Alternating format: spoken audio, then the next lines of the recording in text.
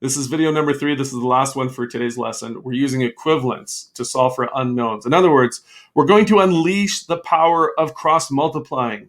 It'll be beautiful. What I want you to realize that it won't matter where the unknown value is, okay? And you'll see what I mean by this really clearly on the next page, okay? And when I mean super easy, I mean super easy. I want you to be able to do the mental math on this, okay? So first of all, we'll agree that this is equivalent. This checks out. In other words, I have two equal fractions here. They're both 50%. They're both 0.5. If I were to cross multiply with my little, what we call that butterfly method, okay, I'm not going to bother switching colors because I want to do this quickly. Basically, we'd be asking ourselves, if I could write a proper 6, does 1 times 6 actually equal, I'm really struggling with those 6s. Does it actually equal 2 times 3? Okay. And the answer is yes, 6 equals 6. So basically, we're all in agreement. This is a happy moment for us. So what we're saying is, here's example number 1, okay? So I'm going to just show this to you. Okay, so what if I had 1/2 and I didn't know this number on top? In fact, I'll just put n for an unknown number. Okay, so here's what I'm saying. Now, I know you know, okay, I'm just going to use square brackets here. You know that n has to equal 3. I know you know that. But let's figure it out with the cross multiplying, okay? So again, I'm not going to go too crazy with colors, but basically I want to show you. The two numbers that are there, those are the numbers you're going to multiply, okay? And I'm going to go back to using the multiplication symbol just so we're uber clear. All right, and just to pick another color. All right, and then the number that points, the number that you would have circled with the variable to complete our butterfly, that's the number you're going to divide by, okay? I'll dive more later in the year about the algebra and the steps to make that work.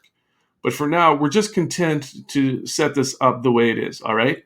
I promise, I'm not a fan of doing shortcuts without explaining it, but I will have lots of time later in the year to explain it. So let's just actually crunch the numbers and see what happens. What is 1 times 6? Let's do 1 times 6 first. It's 6. And then we have 6 over 2, and that's equal to n, okay? And what is 6 divided by 2? Well, it's equal to 3. And is that what we're supposed to get? Yeah, that's what we're supposed to get. Okay, pause. Okay, let's look at example 2. Now, in this case, have a look, okay?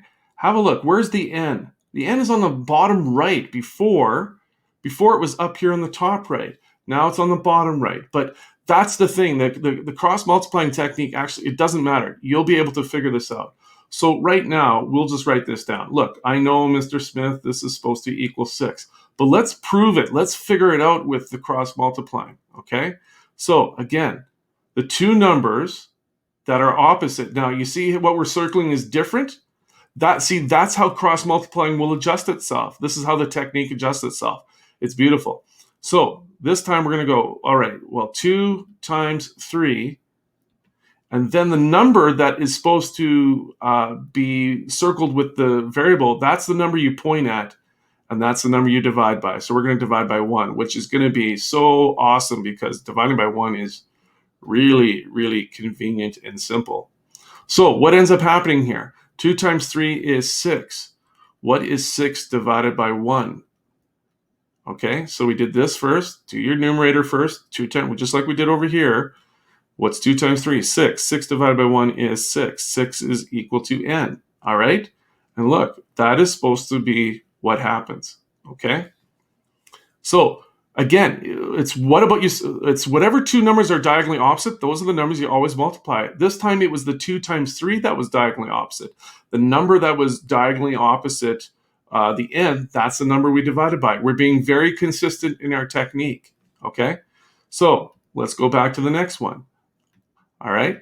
Now, again, this time the n is reversed with the 6. So, by the way, I'll just write it in orange. By the way, yeah, we do know that n is supposed to equal 1. We know that right in advance. It's right here. Okay. We know that n is supposed to equal 1. It's the only thing that will work to make this equivalent. But let's figure out how to actually figure it out.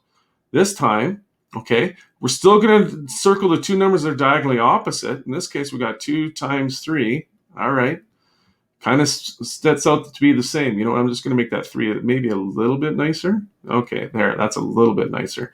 2 times 3. And what have we got? Well, this time, the 6 is pointing at the end. Here, the 1 was pointing at the end. Here, the 6 is pointing at the end. Now we're going to divide by 6. Okay? And, okay, switching to more of a neutral color.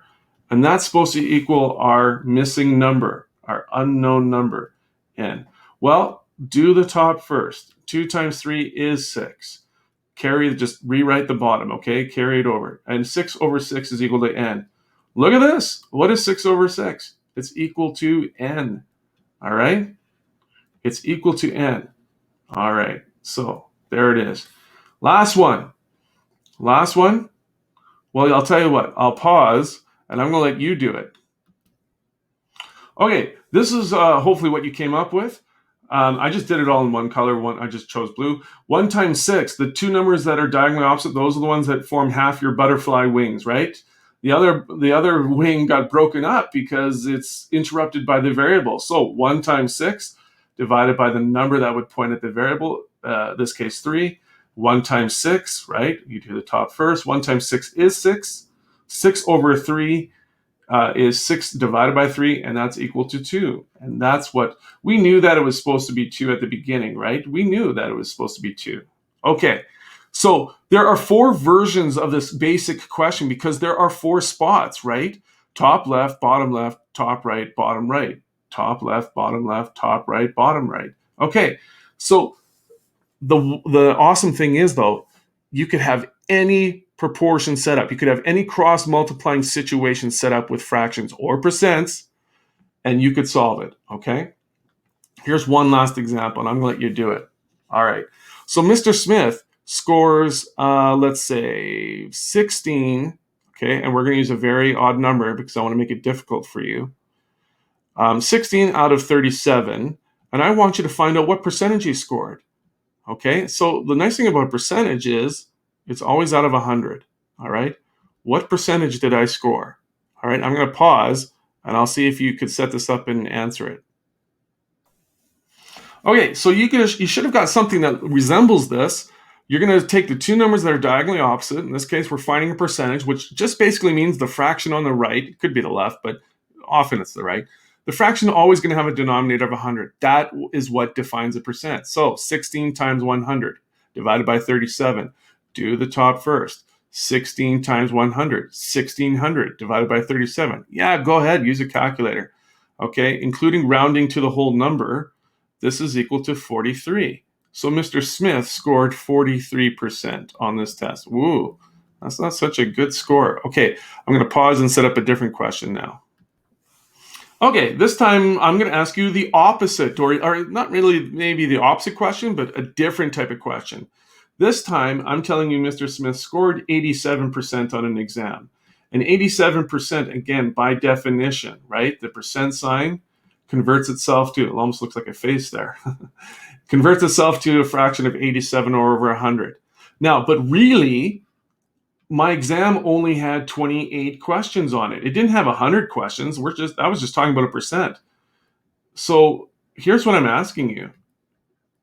Okay, and I guess I could write down total. I should write down total questions. So my n in this case is, how many did I get right? How many did I, like the number correct? Okay, how many did I get correct? All right.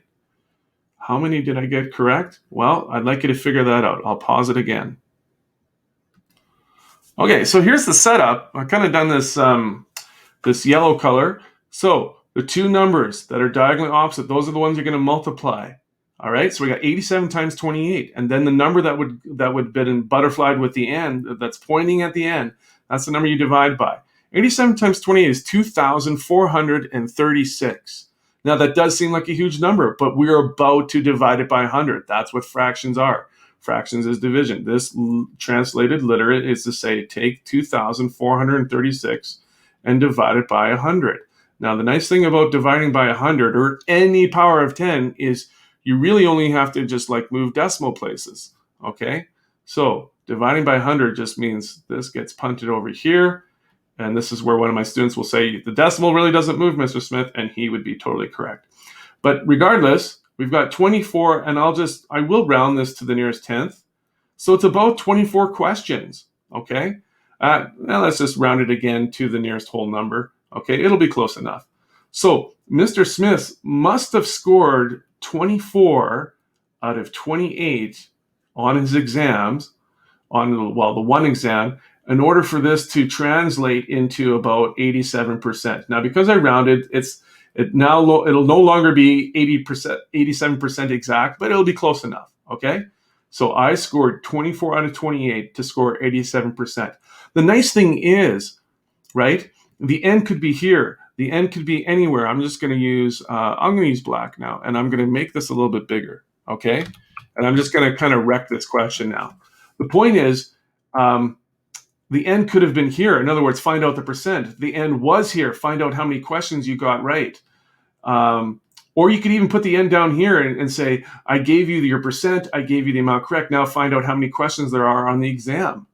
All right. With a percent question, the end's not going to be here because it's assumed 100 is always there. All right.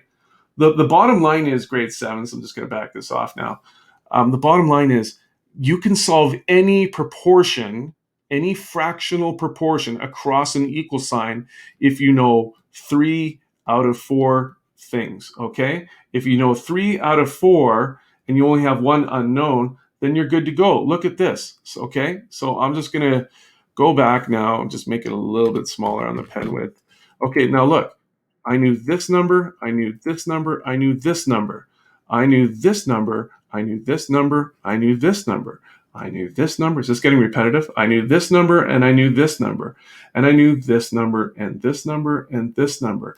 If you know 3 numbers out of 4, okay, out of 4, I'm writing like I'm in grade 1, awesome. Then you have what's called a solvable problem. It's solvable. That's the magic word we're going to use. It's solvable. Okay, you can solve it. All right, grade 7s, that's it. That's it for today's lesson. All right, talk to you guys later. Bye.